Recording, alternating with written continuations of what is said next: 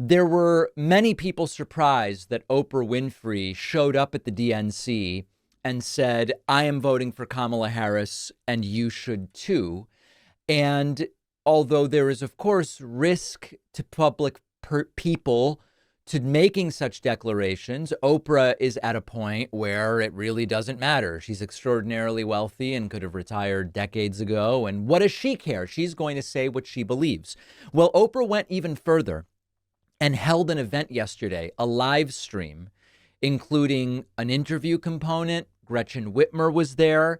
Actors sent in their messages of support for Kamala Harris, and they also took questions from the audience. I think this was overall an excellent event, but I don't sugarcoat things for you. When the campaign's going well, I tell you. When the campaign's not going so well, I tell you. There were some really great moments at this Oprah event, and there were also some moments where I think it was really the worst of Kamala Harris in the sense of what the sorts of situations she really struggles in. So we're going to get to it. But here is Oprah introducing Kamala Harris, really kind of doing what Oprah does best. And in no other country on this earth could her story unfold the way it has. From a child of immigrants to big sister to McDonald's worker, there is hope for y'all. District attorney, a wife, and mamala to senator to vice president. Please welcome Kamala Harris.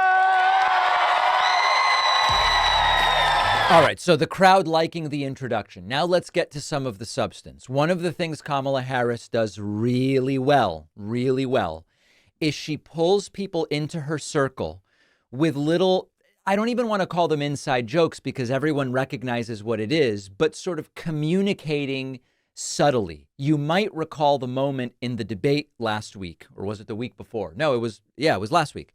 In the debate last week, where Donald Trump was asked, so do you have your health care plan after all these years? And Trump said, well, I have concepts of a plan. And it was absolutely humiliating for Trump.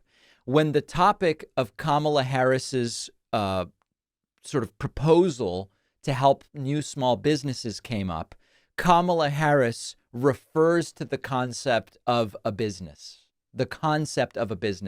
and the crowd immediately knows what she's referencing, and it just works really well. And so part of my plan is to give startup small businesses a $50,000 tax deduction to start up their small business. Right now it's $5,000. Nobody can start a small business with $5,000. So that's part of my plan. That's a teeny tiny business. That's a business in teeny tiny business. It's a concept of a business, right? Yes. You know where I'm going. All right, so that's really good. That's Kamala Harris both reminding us how incompetent her opponent is, connecting with the audience, folding people in, saying, hey, we all remember that ridiculous thing that Trump did. That was really good.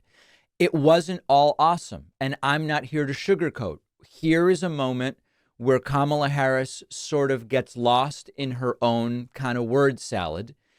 Oprah seemed to be getting uncomfortable. And sometimes Kamala Harris does these things where she kind of can't get to the point, and it's not so good. Here is an example of that. We love our country.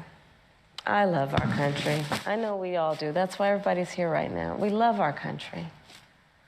We take pride in the privilege of being American.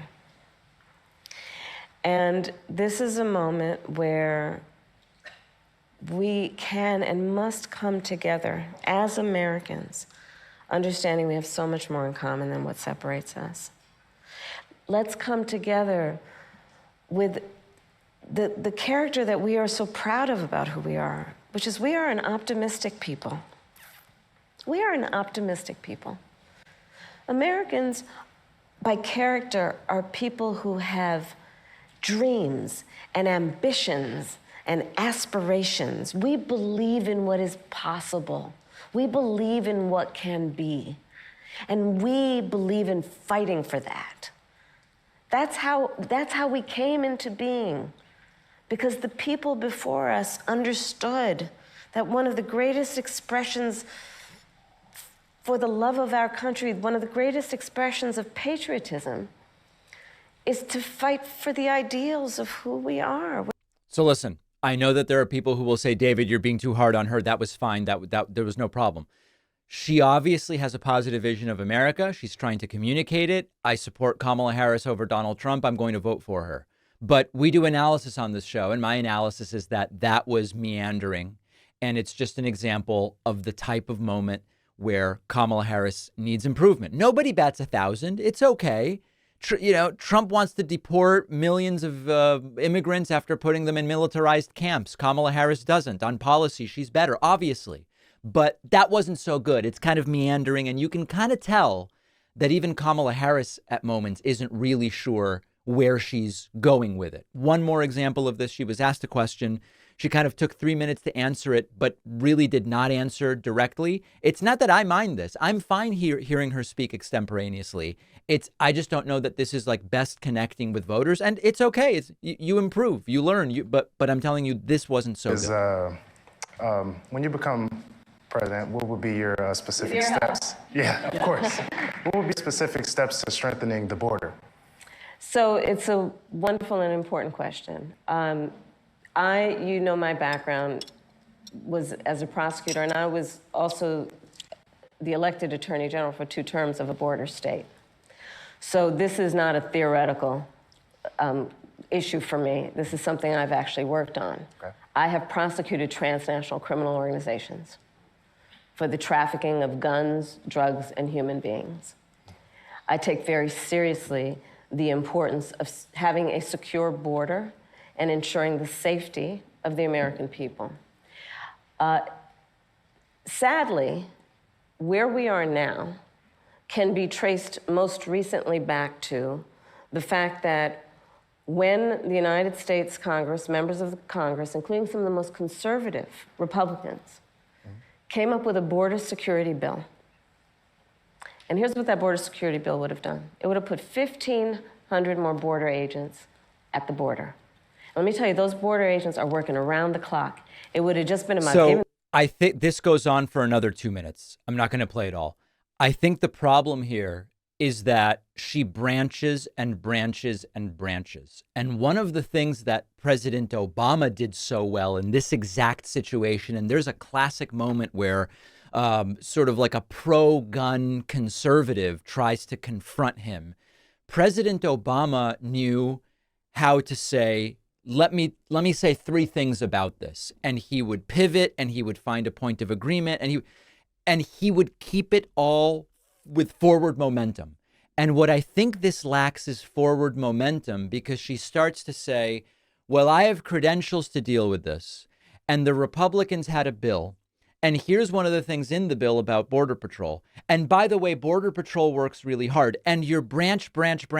It feels like you've lost the point of the question. So listen, she's going to get better. I'm analyzing. Don't get mad at me. I'm just telling you where there can be areas of improvement, and she will improve, and she's the better candidate. But there were moments during this format yesterday where her weaknesses certainly were visible. Now, also really interesting, Governor Gretchen Whitmer, the event was in Michigan. Governor Gretchen Whitmer was there, and she delivered the really important message that there were really close precincts in 2016 in Michigan, and just sort of a reminder of the importance of voting. Oh, no. And the clip is glitching. We have a glitched clip. Let me fix this for us. I know we will. Here we go. We're so happy to be in your state. Thank you. I'm glad you're here. Yes, and we want everybody who can vote, obviously, to vote, but it's very important for women. So what do you want to say to women? Well, this is going to be a big, close race. Michigan is always tight. We know we're feeling good, but we got to translate that feeling into action. We deserve a leader who is strong and kind. It's not mutually exclusive. And that's why I think this moment is so important for all of us today, but for our kids and future generations too. There's so much at stake here, from our individual reproductive freedom to the ability to get ahead and make a good living and take care of your family. That's all on the line this election. Yes, strong and kind. Yes. Isn't that a notion? And what can Michigan do to help get Kamala Harris to the White House? I think we've got to do the hard work. In 2016, we were short 11,000 votes. That's 2 votes per precinct. which tells you that a conversation you have with a loved one or a neighbor or a fellow parishioner, whomever in your life you can talk to, we've got to do it. Do something, as Michelle Obama said at the convention. Well, this is what we're doing.